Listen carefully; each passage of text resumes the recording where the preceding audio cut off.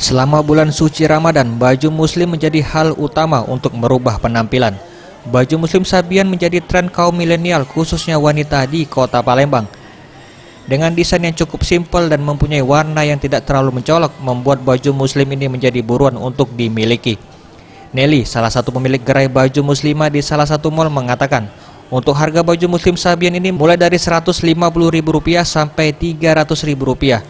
Dalam sehari setidaknya sebanyak 20 baju terjual. Diprediksi penjualan ini akan terus meningkat mendekati Lebaran karena banyaknya masyarakat yang ingin menggunakan baju baru ini. Kalau misalnya anak muda yang pasti yang lebih modis. Kecuali kalau misalnya anak tua yang simpel-simpel aja. Kalau di awal kayaknya masih belum lah. Kecuali 2 minggu sebelum Lebaran. 2 minggu sebelum Lebaran. Kita biasanya dari yang 150 sampai ke 300. Inspirasi nama baju ini berasal dari penyanyi yang sedang hits saat ini, Nisa Sabian, sehingga banyak kaum milenial yang mencari untuk mengikuti idolanya. Tim Liputan Sriwijaya TV.